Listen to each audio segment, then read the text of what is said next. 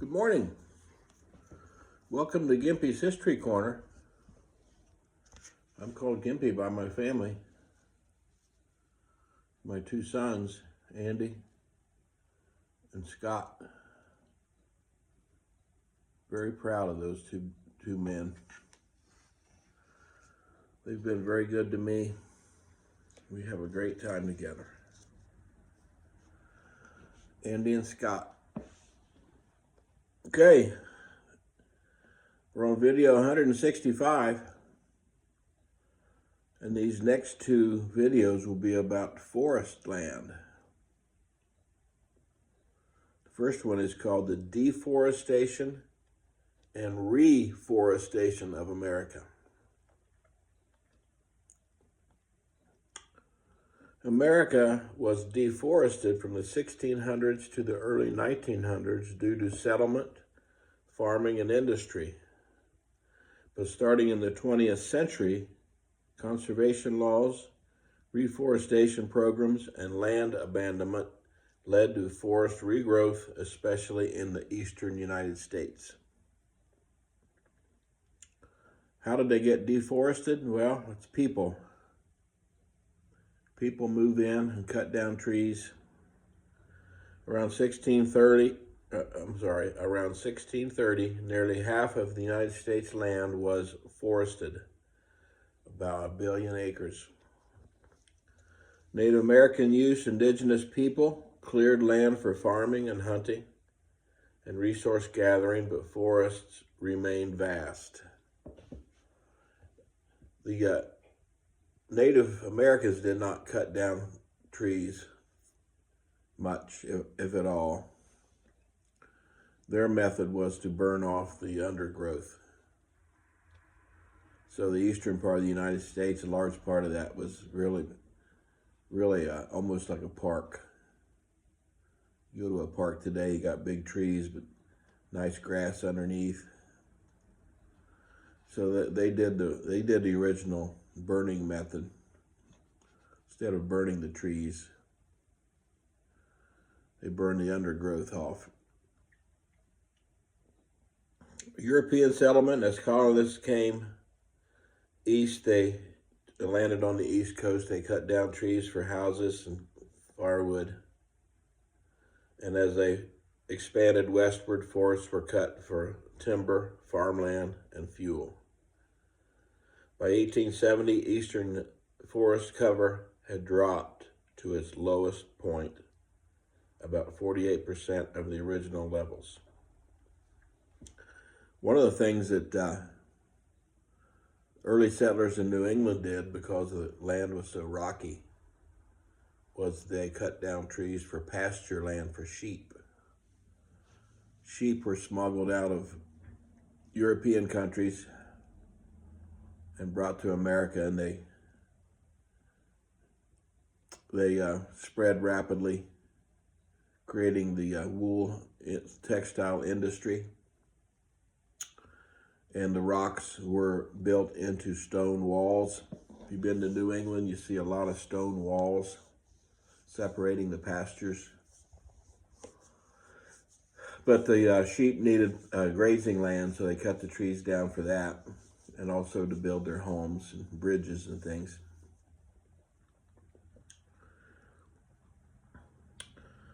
And the industrial demand, logging for railroads, mining, and construction accelerated deforestation.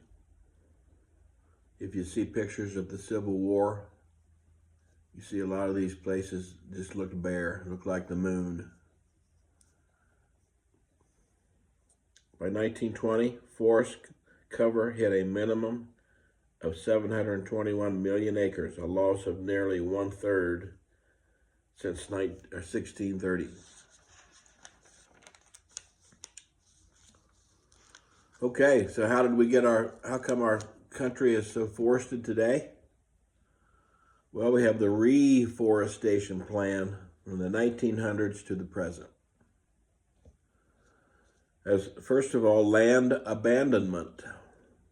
As farmers shifted westward and marginal farmland in the east was abandoned, forests naturally regrew. Just the seeds blowing in the wind from other trees blew into these sheep pastures and naturally regrew with time. Conservation movement, the creation of the U.S. Forest Service in 1905 and national parks marked a turning point. Policies began to prioritize sustainable forestry. I've told you about this many times, but the New Deal program, the Civilian Conservation Corps in the 1930s, my dad and his brother worked for them, and they planted trees in Shawnee State Forest in southern Ohio. And the CCC planted millions of trees, stabilizing soils and restoring landscapes.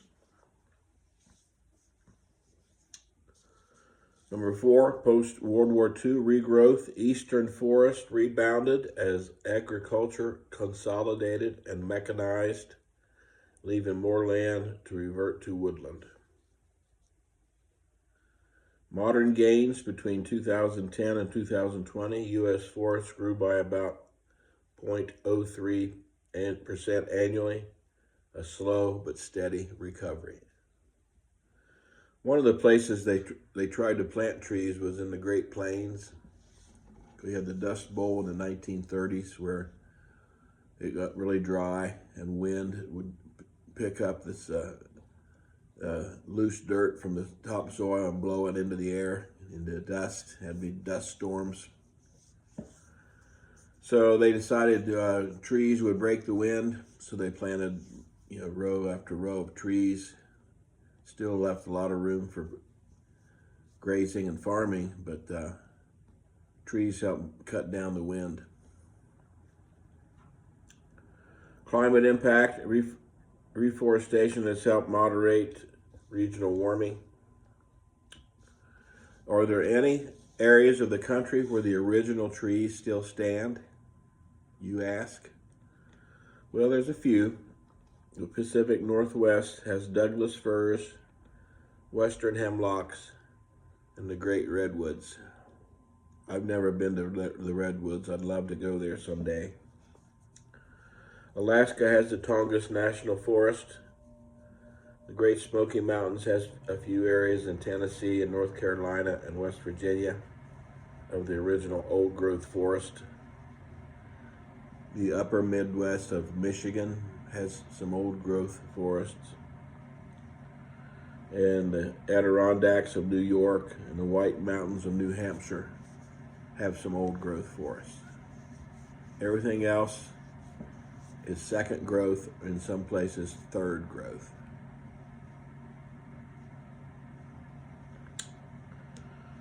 Less than 5% of the old growth forest is left. So, what is Trump's view on forests? Well, he expanded logging authority on an emergency order, opening 58% of national forests to logging. Daggone Trump. Trump claims it was needed to boost the timber industry. Do I smell some campaign contributions possibly, or personal bribes to Trump himself from the forest timber industry? Yeah, probably. And also to reduce forest fires, which does make some sense. Okay, so forests were huge when we first became here. The Indians took care of them very well. And then we as greedy Europeans moved in and started cutting down trees for houses, bridges, firewood, and furniture. All the things we needed, we made out of trees. And as we moved west, we cut down more trees. Great Plains never had many trees. You didn't get many trees till you got to the Rocky Mountains.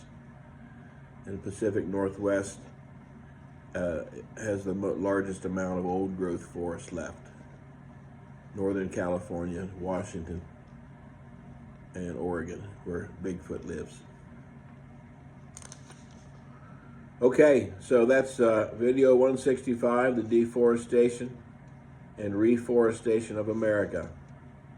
We cut them down and we replanted, and that's the method of today. The forests are managed. Where I lived, where I grew up, was in southern Ohio. Has a lot of forest. There's lots of timbermen cutting down trees, taking trees to the lumber yards. And I'm going to do a video here in the future about the paper industry and what that has to do with the forest as well. Okay, this is Tuesday. It is Ginger's Restaurant Day. Just across, go out my back door, down the alley, across the street, and I'm there. They have excellent bacon and egg sandwich with hash browns. Really good. I wish Ginger's played music, but they don't. It's kind of dull there because they have a lot of church groups coming in and meeting in the back rooms. I guess they don't want to disturb them. But I like some music with my restaurants. And trees with my country. Okay, have a great Tuesday.